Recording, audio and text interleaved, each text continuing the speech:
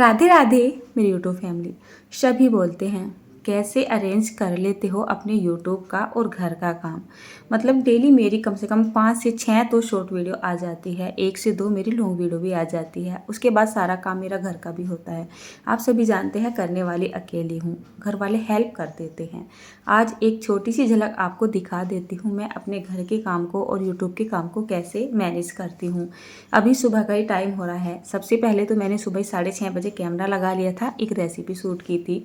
तो मैंने आपको हलवे की रेसिपी दी थी। तो हलवे की जो रेसिपी है बहुत बड़ी होती नहीं है, ये छोटी सी रेसिपी होती है जो कि आसानी से कवर हो जाती है। तो जब भी इस तरीके की रेसिपी बनाती हूँ मैं क्या करती हूँ, सुबह के भोग के लिए बना लेती हूँ। मतलब सुबह को नाश्ता करते हैं ना, तो नाश्ते में हमारे वही काम आ जाती है।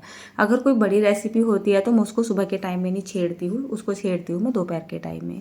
तो मैंने क्या किया था, नॉर्मली अपना खाना वाना बना लिया था। सुबह के टाइम में जैसे हलवा बनाया था, नाश्ते में भोग लगा दिया था और सभी ने उसी से नाश्ता कर लिया था। उसके बाद मैंने क्या किया, मुझे आज कुछ बड़ी रेसिपी शूट करनी थी। तो मैंने दोपहर से यानी कि 12 बजे से पहले ही अपना खाना बना लिया था। अब सबसे पहले ये देखिए, जब मैं खाना बना लेती हूँ और कोई रेसिपी शूट करती हूँ तो किस तरीके से उसको मैं मैनेज करती हुई चलती हूँ। रोज़ रोज़ वैसे मुझसे हो नहीं पाता है, लेकिन हाँ ज़्यादा करके मेरी कोशिश रहती है कि मैं अपने काम का शेड्यूल कुछ इस तरीके से बना लूँ। इनमें से काफ़ी सारे काम ऐसे होते हैं जो डेली वेज में इससे ज़्यादा बढ़ भी जाते हैं और ये मुझसे छूट भी जाते हैं। जितना मुझे टाइम मिलता है मैं घर के काम को कवर करती चली जाती हूँ। बस कितनी बार ऐसा होता है, थोड़ा जल्दबाजी में ना मेरे हाथों पैरों में दर्द होने लगता है। लगभग में मार्च से लेके और सितंबर अक्टूबर तक मेरा यही हाल रहता है। मतलब थकान सी महसूस देने लगती है, हाथों पैरों में दर्द सा होने लगता है। लेकिन मैं कोशिश करती हूँ इसको इग्नोर करते ही चलूँ और अपने काम को कवर करती ही चलूँ।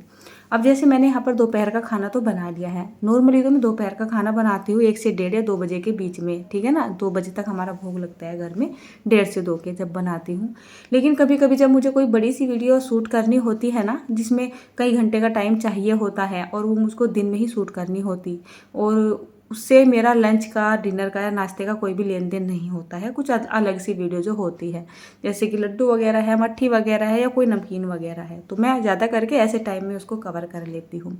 दोपहर का खाना वाना बना लिया था। खाने में आज मैंने चावल बनाए थे, मटर की सब्ज़ी बनाई थी और चपातियाँ बनाई थी। सुबह का मेरा बेसन का सूजी का हलवा रखा हुआ था, वो मैंने आपको स्टार्टिंग में दिखा दिया था।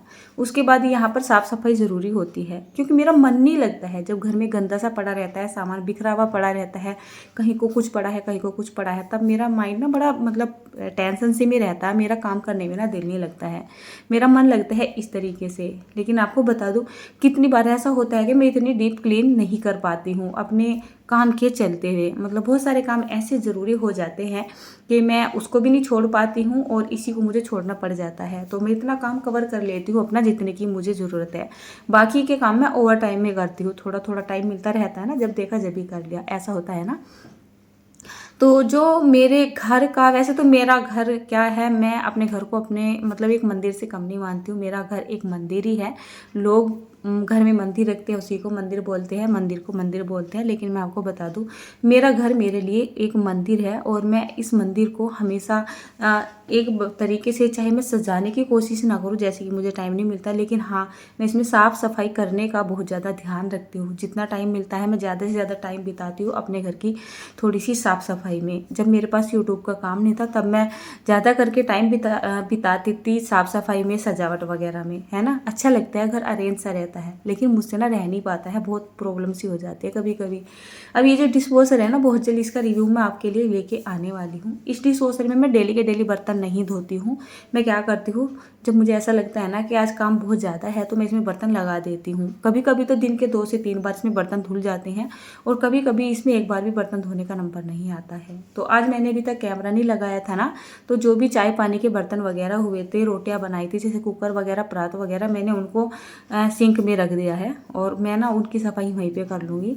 और यहाँ पर थोड़ी थोड़ी सी साफ़ सफाई कर लेती हूँ। ये काम मैं अपना ओवर टाइम में करती हूँ। कपड़े कभी भी मैं टाइम से नहीं धोती हूँ। अगर धुल भी जाते हैं तो फैलते नहीं हैं, और फैल जाते हैं तो यहाँ से उतरते नहीं हैं। बहुत दिक्कत सी हो जाती है मुझे। अब यही एक मेरे लिए एक काम होता है जिसको मैं कभी भी अपने जो है पार्ट टाइम में कर सकती हूँ। बाकी के सारे काम मुझे टाइम टू टाइम करने ही होते हैं। अब यहाँ पर 2 से 3 दिन के कपड़े थे, इनको मैंने शाम के टाइम में धो दिया था। कुछ कपड़े मैंने बाहर सुखा दिए थे, और ये हमारा छोटा रूम है तो मैंने इसमें ना रस्सी वगैरह बांधी हुई है, इसी में मेरी कपड़े धोने की मशीन भी रखी हुई है तो मैं क्या करती हूँ, यहीं पे धोती रहती हूँ कपड़ों को और यहीं फैलाती रहती हूँ। आजकल कपड़े बहुत जल्दी से सूख जाते हैं, काफ़ी हवाएं चल रही है।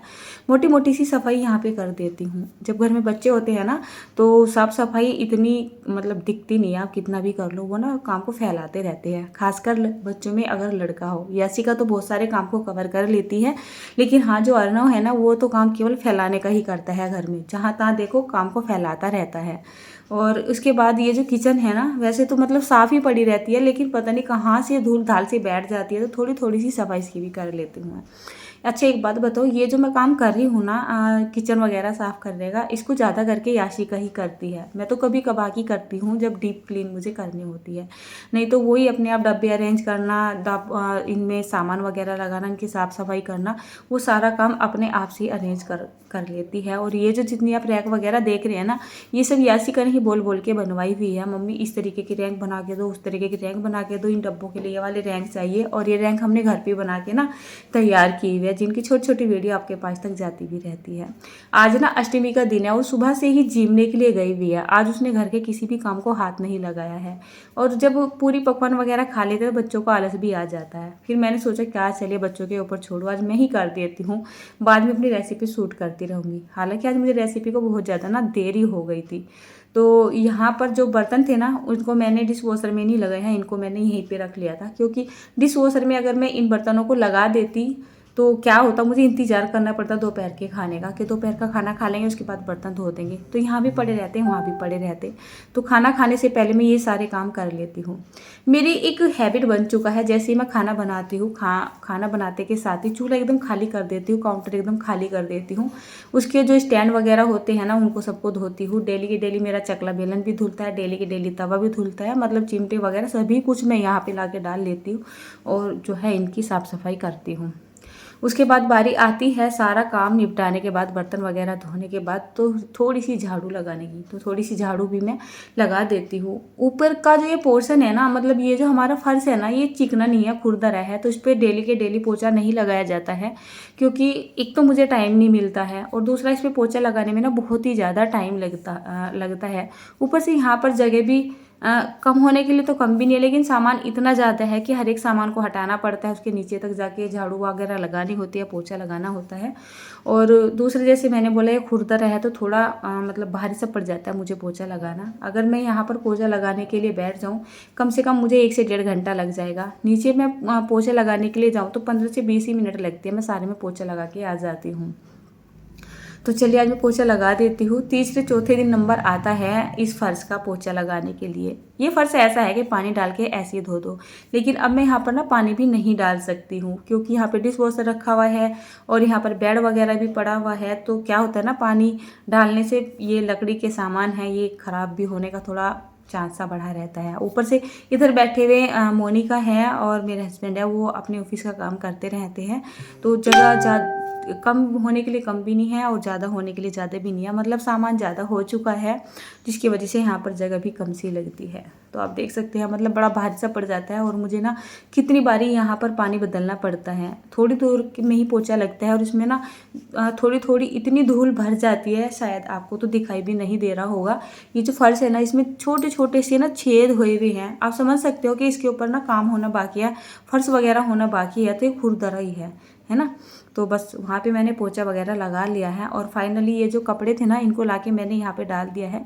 लेकिन अब ना मेरे हाथों पैरों में ना दर्द होने लगा है। ये भी काम मेरी यासिका ही कर लेती है, कपड़ों की तह बनाने का और तह बनाने से लेके इनको रैक तक लगाने का सारा काम वही करती है। तो बस मैं इन कपड़ों की ज़रा तह बना देती हूँ और उसके बाद करती हूँ थोड़ा आराम।